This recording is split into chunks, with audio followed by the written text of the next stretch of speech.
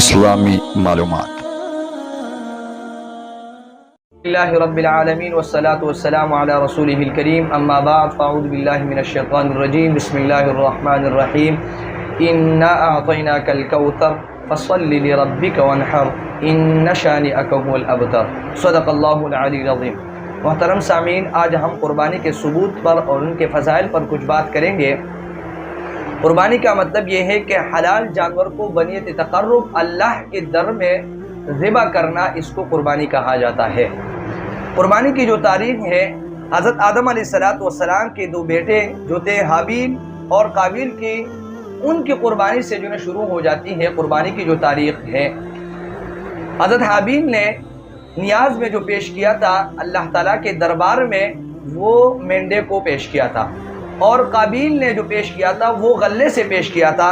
قرآن میں اللہ تعالیٰ نے فرمایا وَاتْلُ عَلَيْهِمْ نَبَأَ ابْنَيْ آدَمَ بِالْحَقِّ إِذْ قَرَّبَا قُرْبَانًا فَتُقُبِّلَ مِنْ أَحَدِهِمَا وَلَمْ يُتَقَبَّلْ مِنَ الْآخَرِ۔ اللہ تعالیٰ نے حضور علیہ السلام کو فرمایا کہ آپ ان اہل کتاب کو یہ بیان فرما دیجئے، آدم علیہ السلام کے دو بیٹوں کا جو واقعہ ہے وہ بیان کر دیجئے کہ ایک نے اللہ کے در میں جو نیاز پیش کیا تھا وہ مینڈے کو پیش کیا تھا، اور دوسرے نے جو نیاز پیش کیا تھا اس نے غلے کو پیش کیا تھا۔ یہ ابن کثیر رحمہ اللہ نے اس آیت کے تحت ابن عباس رضی اللہ عنہ کی روایت نقل کی ہے ان سے کہ ایک نے مینڈے کو، جو حابیل تھے انہوں نے مینڈے کو پیش کیا تھا، اور جو قابیل تھے اس نے غلے کو پیش کیا تھا۔ اس زمانے کا جو دستور تھا اس کے مطابق اللہ تعالیٰ نے آسمان سے آگ جو ہے برسائی، اور جو قابیل کی قربانی تھی، مینڈے کی جو قربانی تھی، وہ اللہ جل جلالہ نے اپنے دربار میں قبول فرمائی، اور جو قابیل کی جو قربانی تھی غلے کی، اللہ تعالیٰ نے اس کو مقبول نہیں فرمایا۔ تو قربانی کی تاریخ کا جو سلسلہ ہے، اور یہ تاریخ جو ہے یہ ہمیں پتہ چلتا ہے کہ حضرت آدم علیہ السلام کے جو دو بیٹے ہیں وہاں سے جو شروع ہو جاتی ہے۔ ہر قوم میں یہ قربانی تسلسل کے ساتھ ہمارے امت محمد پیغمبر صاحب کی جو امت ہے، امت محمدیہ تک یہ سلسلہ جاری رہا ہے، اور اب تک یہ سلسلہ باقی ہے۔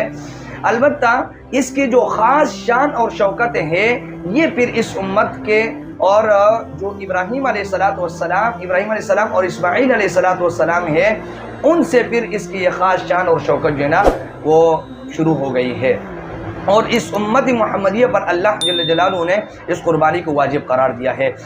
اسی طرح سورۃ الحج کی آیت نمبر 34 میں اللہ نے فرمایا وَلِكُلِّ أُمَّةٍ جَعَلْنَا مَنْسَكًا لِيَذْكُرُوا اسْمَ اللَّهِ عَلَىٰ مَا رَزَقَهُم مِّن بَهِيمَةِ الْأَنْعَامِ، کہ اللہ تعالیٰ نے ہر امت پر قربانی کو لازم قرار دیا ہے تاکہ وہ، اس کا مقصد کیا اللہ نے بیان فرمایا لِيَذْكُرُوا اسْمَ اللَّهِ عَلَىٰ مَا رَزَقَهُم مِّن بَهِيمَةِ الْأَنْعَامِ، کہ اللہ تعالیٰ نے ان کو جو چیزیں عطا فرمائی ہے ان پر اللہ کا نام پھر یہ لوگ لے، تو اس لیے اللہ تعالیٰ نے قربانی کو ہر امت پر لازم کیا۔ جیسے کہ میں نے بتا دیا کہ اس کی جو خاص شان اور پہچان ہے وہ حضرت ابراہیم علیہ السلام اور حضرت اسماعیل علیہ السلام سے ہو جاتی ہیں، اور اسی کی یاد میں امت محمدیہ پر اس قربانی کو اللہ جل جلالہ نے واجب قرار دیا ہے۔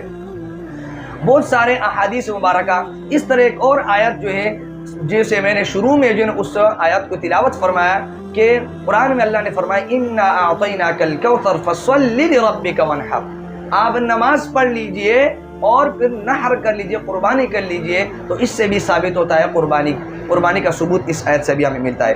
بہت سارے احادیث مبارکہ سے بھی ہمیں قربانی کا ثبوت ملتا ہے، جیسے حضرت زید بن ارقم رضی اللہ عنہ فرماتے ہیں کہ رسول اللہ صلی اللہ علیہ وآلہ وسلم کے سے صحابہ کرام رضوان اللہ تعالی علیہم اجمعین نے عرض کیا کہ یا رسول اللہ یہ قربانی یہ کیا چیزیں ہیں؟ آپ صلی اللہ علیہ وسلم نے فرمایا قربانی تمہارے باپ ابراہیم علیہ السلام کی سنت ہے۔ صحابہ کرام نے عرض کیا ہمارے لیے اس میں کیا ثواب ہے؟ آپ صلی اللہ علیہ وآلہ وسلم نے فرمایا اس کے ہر ایک بال پر ایک بال کے عوض ایک نیکی ہے۔ پھر صحابہ کرام رضوان اللہ تعالی اجمعین نے عرض کیا اور اون کا کیا حکم ہے؟ آپ صلی اللہ علیہ وآلہ وسلم نے ارشاد فرمایا اون کے بھی ہر بال کے بدلے بھی ایک نیکی ہے۔ یہ ایک روایت کی مفہوم میں نے آپ کے سامنے رکھ دی۔ اس طرح حضرت عائشہ رضی اللہ عنہ فرماتی ہے کہ رسول اللہ صلی اللہ علیہ وسلم نے ارشاد فرمایا قربانی کے دن اس سے زیادہ کوئی عمل جو ہے نا، اس سے زیادہ کوئی عمل محبوب نہیں۔ قیامت کے دن قربانی کا جانور سینگوں، بالوں اور کروں کے ساتھ لایا جائے گا، اور خون کے زمین پر گرنے سے پہلے اللہ کے یہاں وہ قبولیت کی سند لے لیتی ہے۔ اس لیے تم قربانی کو خوش دلی سے کیا کرو، یہ روایت بھی میں نے آپ کے سامنے حضرت عائشہ رضی اللہ عنہ کی جو روایت ہے یہ پیش کر دی، اس سے بھی قربانی کا ثبوت ہمیں ملتا ہے۔ اسی طرح رسول اللہ صلی اللہ علیہ وسلم نے اپنی صاحبزادی حضرت فاطمہ رضی اللہ عنہا سے ارشاد فرمایا کہ تم اپنے قربانی ذبح ہوتے وقت موجود رہو، کہ ان کے پہلا قطرہ خون گرنے سے پہلے انسان کی مغفرت ہو جاتی ہے۔ تو ان آیات اور روایات سے ہمیں یہ پتہ چلتا ہے کہ قربانی لازم ہے اور ضروری ہے۔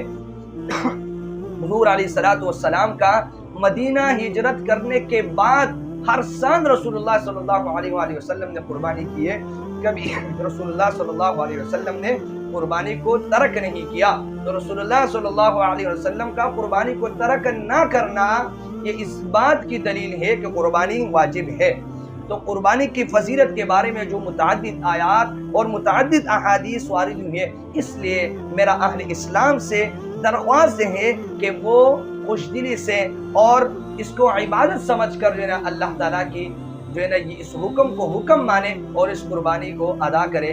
تمام اہل اسلام سے میری یہ درخواست ہے۔ اسی طرح ایک اور روایت میں ملتا ہے، حضرت حسن بن علی رضی اللہ عنہ سے مروی ہے، حضرت حسین بن علی رضی اللہ عنہ سے مروی ہے کہ رسول اللہ صلی اللہ علیہ وسلم نے فرمایا، جو شخص خوش دلی کے ساتھ اجر و ثواب کی امید رکھتے ہوئے قربانی کرے تو وہ اس کے لیے جہنم کی آگ سے رکاوٹ بن جاتی ہے۔ تو جب اتنے فضائل اس کے آئی ہیں، اتنی فضیلتیں وارد ہوئی ہیں اس کی، تو ہمیں چاہیے کہ ہم اس قربانی کو خوش دلی سے ادا کریں۔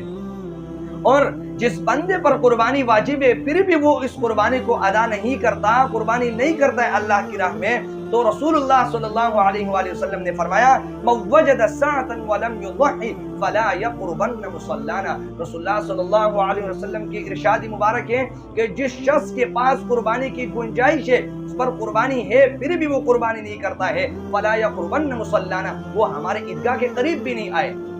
اتنی سخت وعید رسول اللہ صلی اللہ علیہ وآلہ وسلم نے بیان فرمائی ہے، رحمت للعالمین ہے، جو کہ تمام عالم کے لیے، تمام عالمین کے لیے وہ رحمت ہے، اللہ نے رحمت بنا کر جنہیں مبعوث فرمایا ہے۔